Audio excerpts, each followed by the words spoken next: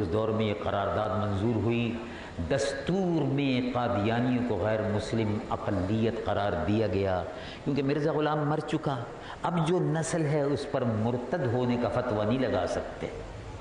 مرتد اس کو کہتے ہیں جس نے من ارتدہ، پہلے مسلمان تھا پھر ارتداد کیا، تو من بدل دینہ فاقتلوہ، او کما قال صلی اللہ علیہ وسلم، جو اپنے دین کو بدل دے اس کو قتل کرو۔ تو دین تو بدلا نہیں، وہ تو پیدائشی قادیانی ہے۔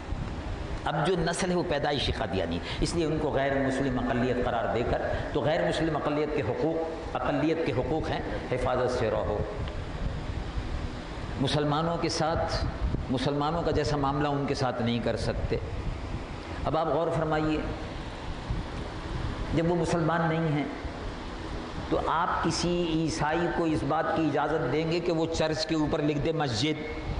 کبھی بھی نہیں مل سکتے۔ آپ کسی ہندو کو اس بات کی اجازت دیں گے کہ خدا نخواستہ وہ مندر پہ لکھ دے مسجد؟ آپ کسی یہودی کو سینیگاگ پر اس بات کی لکھنے کی اجازت دیں گے کہ وہ لکھ دے مسجد؟ نہیں۔ مسجد اللہ کے لیے ہے، اللہ کا گھر ہے، اس کی سمت قبلے کی طرف ہے، نمازیوں کے سر قبلے کی طرف جھکتے ہیں اور دل مصطفیٰ کے در پہ جھکتا ہے، یہ ہے مسجد۔ تو قادیانی اپنی جگہ کو، عبادت گاہ کو مسجد نہیں کہہ سکتے، یہ قانون بن گیا تھا۔ اب جنرل صاحب جب سے تشریف لائے تو قادیانی اپنے پر نکالنے لگے۔ جنرل صاحب نے دستور کو معطل کر دیا، دستور کو معطل کرنے کے بعد اب انہوں نے کہا پی او سی، نیا کانسٹیٹیوشن، پروویژنل کانسٹیٹیوشن آرڈر، عارضی عبوری دستور۔ ہم نے صرف یہ مطالبہ کیا ہے کہ ٹھیک ہے آپ نے وہ کر دیا ہوگا، ہمیں اس سے کوئی بحث نہیں، کیوں کیا، کیسے کیا۔ آپ نے جو پچھلے دستور میں جہاں قادیانیوں کو غیر مسلم اقلیت قرار دیا تھا، آپ ان تمام اسلامی دفعات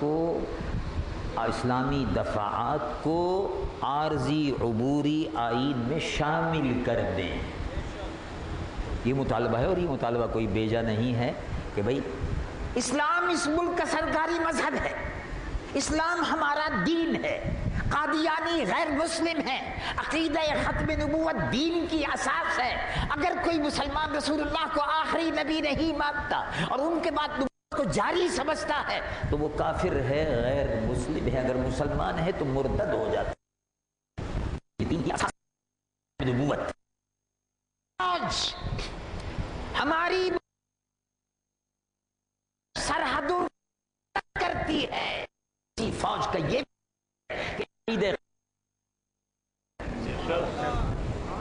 اور اگر یہ عقیدہ حفاظت کرتے ہیں تو اللہ بھی حفاظت فرمائے گا۔ اللہ تبارک و تعالی گنہگار و سیاہکار کو، آپ کو اور ہمیں سب کو عمل کی توفیق عطا فرمائے۔ مجھے کیونکہ ہوائی جہاز پر جانا تھا، میں ایئرپورٹ جانا ہے، تو آپ تشریف رکھیں، جلسہ جاری رہے گا۔ یہی پروگرام ہے؟ اچھا سلام پڑھنا ہے، کھڑے ہوں ادب سے صلاۃ و سلام کا نذرانہ پیش کریں۔